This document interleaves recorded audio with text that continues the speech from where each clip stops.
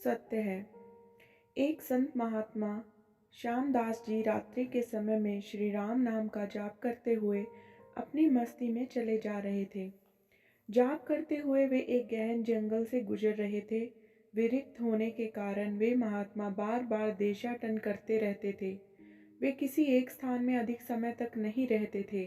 वे ईश्वर नाम प्रेमी थे, इसलिए दिन रात उनके मुख से राम नाम का जप चलता रहता था। स्वयं राम नाम का जाप करते तथा औरों को भी उसी मार्ग पर चलाते श्यामदास जी गहन जंगल में मार्ग भूल गए थे, पर अपनी मस्ती में चले जा रहे थे कि जहाँ राम नाम ले चले वहाँ दूर अंधेरे के बीच में बहुत सी दीपमालाएं प्रकाशित थी। महात्मा जी उसी दिशा की ओर चलने लगे। निकट पहुंचते ही देखा कि वट वृक्ष के पास अनेक प्रकार के वाद्य यंत्र बज रहे हैं। नाच गान और शराब की महफिल जमी है। कई स्त्री पुरुष साथ में नाचते कूदते हंसते तथा औरों को हंसा रहे हैं। उन्हें महसूस हुआ कि वे मनुष्य नहीं प्रेतात्मा हैं। श्यामदास जी को देखकर एक प्रेत ने उनका हाथ पकड़कर कहा, ओ मनुष्य, हमारे राजा तुझे बुलाते हैं, चल। वे मस्त भाव से राजा के पास चले गए, जो सिंहासन पर बैठा था। वहां राजा के इर्द गिर्द कुछ प्रेत खड़े थे। प्रेतराज ने कहा, तुम इस ओर क्यों आए हो? हमारी मंडली आज मदमस्त हुई है। इस बात का तुमने विचार नहीं किया? तुम्हें मौत का डर नहीं है? अट्टहास करते हुए महात्मा श्यामदास जी बोले, मौत का डर और मुझे? राजन, जिसे जीने का मोह हो उसे मौत का डर होता है। हम साधु लोग तो मौत को आनंद का विषय मानते हैं। यह तो देह परिवर्तन है जो प्रारब्धक कर्म के बिना किसी से हो नहीं सकता। प्रेतराज बोला, तुम जानते हो हम कौन हैं? महात्मा जी बोले, मैं अनुमान करता हूँ कि आप प्रेत आत्मा हो। प्रेतराज बोला, तुम जानते हो लोक समाज हमारे नाम से कांपता है। महात्मा जी बोले, प्रेतराज से मुझे मनुष्य में गिनने की गलती ना करें। हम जिंदा दिखते हुए भी जीने की इच्छा से रहित मृत तुल्य हैं। यदि जिंदा मानो तो भी आप हमें मार नहीं सकते। जीवन मरण कर्माधीन है। मैं एक प्रश्न पूछ सकता हूँ?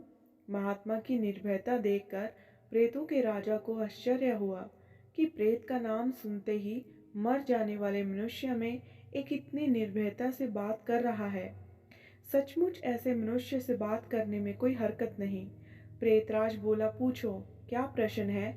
महात्मा जी बोले प्रेतराज से, आज यहाँ आनंदोत्सव क्यों मनाया जा रहा है? प्रेतराज बोला, मेरी इकलौती कन्या योग्य पति न मिलने के कारण अब तक कुंवारी है, लेकिन अब योग्य जमाई मिलने की संभावना है। कल उसकी शादी है, इसीलिए यह उत्सव मनाया जा रहा है। महात्मा हंसते हुए बोले, तुम्हारा जमाई कहाँ है? मैं उसे देखना चाहता हूँ। प्रेतराज बोला, जीने की इच्छा के मोह के त्याग करने वाले महात्मा, अभी तो वह हमारे पद को प्राप्त नहीं हुआ है। वह इस जंगल के किनारे एक गांव के श्रीमंत धनवान का पुत्र है। महादुराचारी होने के कारण वह इस वक्त भयानक रोग से पीड़ित है। कल संध्या से पहले उसकी मौत होगी, फिर उसकी शादी मेरी कन्या से होगी। इसलिए रात भर गीत नृत्य और मनबान करके हम आनंदोत्सव मनाएंगे। श्यामदास जी वहां से विदा होकर श्री राम नाम का जप करते हुए जंगल के किनारे के गांव पहुंचे। उस समय सुबह हो चुकी थी। एक ग्रामीण से महात्मा ने पूछा, इस गांव में कोई श्रीमान का बेटा बीमार है?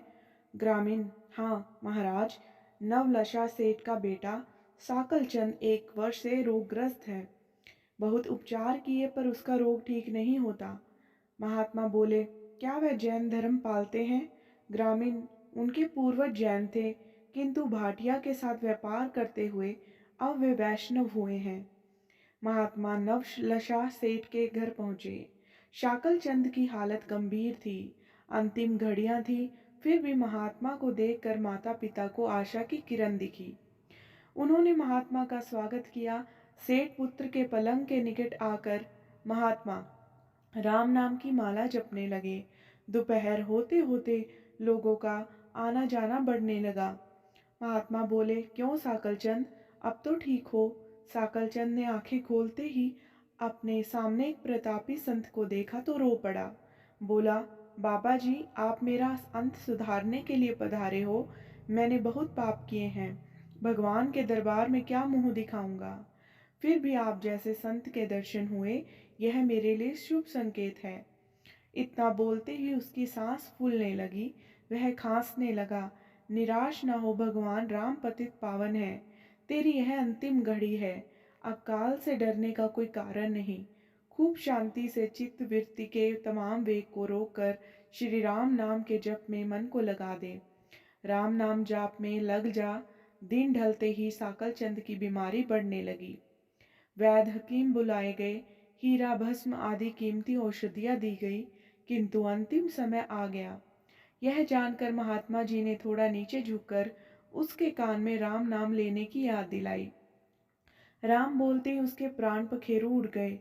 लोगों ने रोना शुरू कर दिया। शमशान यात्रा की तैयारियां होने लगी। मौका पाकर महात्मा जी वहां से चले गए। नदी तट पर आकर स्नान करके नाम स्मरण करते हुए वहां से रवाना हुए। शाम ढल चुकी थी। फिर वे मध्य रात्रि के समय जंगल में उसी वट वृक्ष के पास पहुंचे। प्रेत समाज उपस्थित था। प्रेतराज सिंहासन पर हताश होकर बैठे थे। आज गीत नृत्य हास्य कुछ भी न था।